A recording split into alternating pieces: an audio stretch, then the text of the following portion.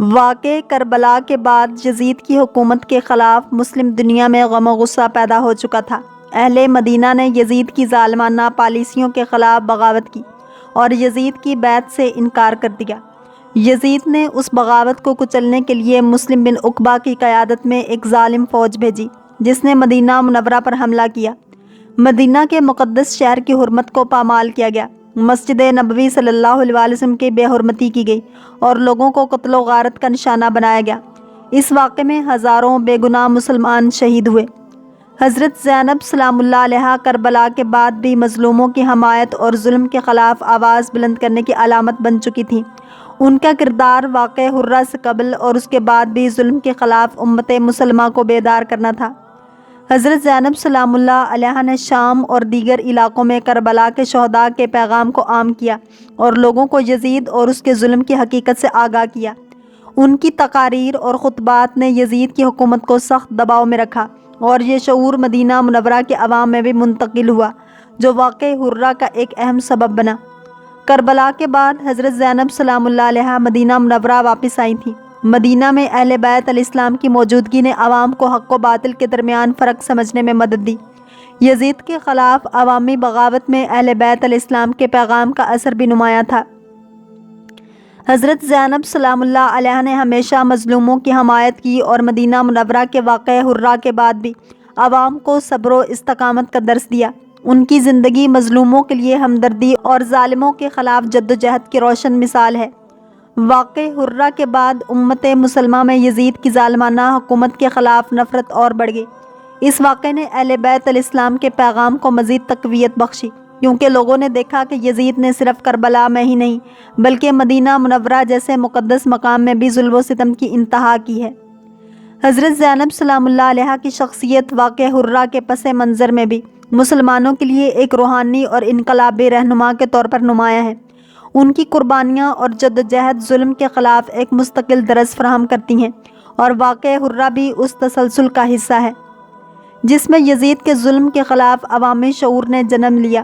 جنہوں نے یہ کہا ہے کہ حضرت زینب سلام اللہ علیہا کا مقبرہ مصر میں واقع ہے، انہوں نے یہ روایت نقل کی ہے کہ واقعہ کربلا کے اسیروں کا کاروان شام سے مدینہ آنے کے بعد مدینہ منورہ کے حالات ناآرام ہوئے۔ حاکم مدینہ نے یزید کو ایک خط لکھا اور اس خط میں مدینہ منورہ میں رونما ہونے والے حالات اور لوگوں کی بیداری اور مقاوت کے سلسلہ میں حضرت زینب سلام اللہ علیہا کے رول کی وضاحت کی۔ یزید نے جواب میں لکھا کہ زینب سلام اللہ علیہا کو مدینہ سے نکال دیں۔ حاکم مدینہ اصرار کرتا تھا کہ حضرت زینب مدینہ سے نکلیں۔ بالآخر حضرت زینب سلام اللہ علیہا نے مدینہ منورہ سے مصر ہجرت کی اور وہاں پر حاکم مصر اور مصر کے باشندوں کی ایک بڑی تعداد نے ان کا استقبال کیا۔ حضرت زینب سلام اللہ علیہا نے تقریباً 1 سال گزارنے کے بعد 15 رجب سن 63 ہجری کو مغرب کے وقت قاہرہ میں وفات پائی۔ لیکن جنہوں نے یہ کہا ہے کہ حضرت زینب سلام اللہ علیہا کا مقبرہ شام میں ہے، انہوں نے حاکم مدینہ کی اس داستان کو نقل کرنے کے بعد لکھا ہے کہ حضرت زینب سلام اللہ علیہا شام چلی گئیں۔ اس سلسلے میں ایک اور روایت نقل کی گئی ہے، وہ یہ ہے کہ جب سن 62 ہجری قمری میں یزیدیوں کے توسط سے مدینہ منورہ میں واقع حرہ میں قتل عام پیش آیا تو عبداللہ ابن جعفر نے اپنی شریک حیات حضرت زینب سلام اللہ علیہا کے ہمراہ شام میں ایک کھیت کی طرف ہجرت کی تاکہ حضرت زینب سلام اللہ علیہا کا غم تجدید نہ ہو جائے اور تھوڑا سا غم و اندو کم ہو جائے۔ اس کے علاوہ مدینہ منورہ میں طاعون کی بیماری پھیلی تھی، اس لیے اس سے بچنے کے لیے عبداللہ بن جعفر حضرت زینب سلام اللہ علیہا کے ہمراہ شام چلے گئے تھے اور وہاں پر سکونت اختیار کی۔ حضرت زینب سلام اللہ علیہا بیمار ہوئیں اور وہیں پر وفات پائی۔ زینب کبریٰ کے بعد کلثوم حضرت علی علیہ السلام کی دوسری بیٹی جو فاطمہ زہرا سلام اللہ علیہا کے بطن سے نہیں تھی، ان کا نام زینب صغریٰ تھا۔ زینب کبریٰ کے نام سے مشہور ہوئیں اور وہ مصر چلی گئیں۔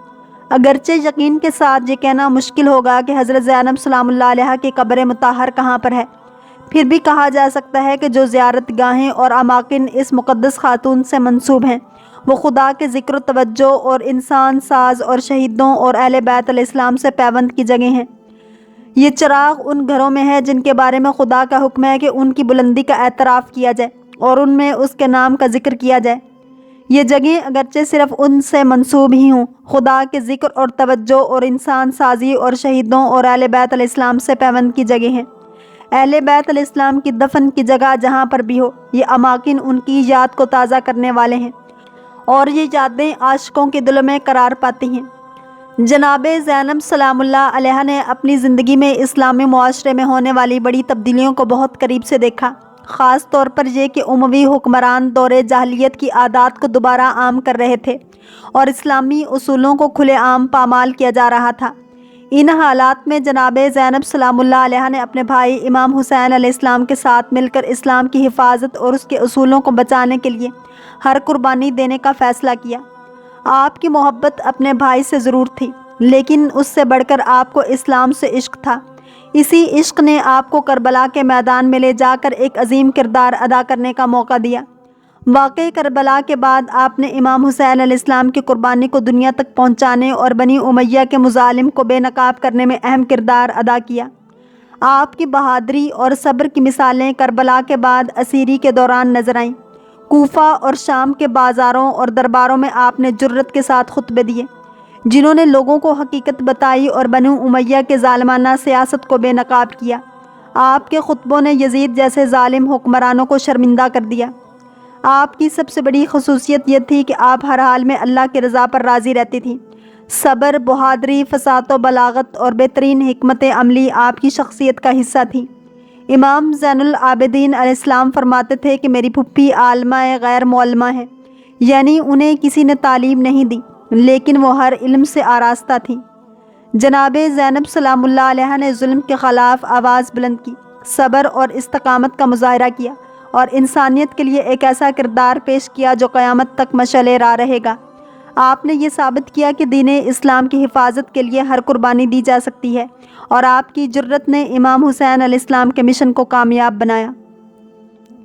اللہ کریم ہم سب کو دین اسلام کی پیروی کرنے والا اور عشق مصطفیٰ صلی اللہ علیہ وآلہ وسلم نصیب فرمائے۔ اگر آپ کو یہ ویڈیو پسند آئی ہے تو لائک، شیئر اور سبسکرائب کرنا مت بھولیے، تاکہ ایسی ہی اسلامک انفارمیٹیو ویڈیوز آپ تک پہنچتی رہیں۔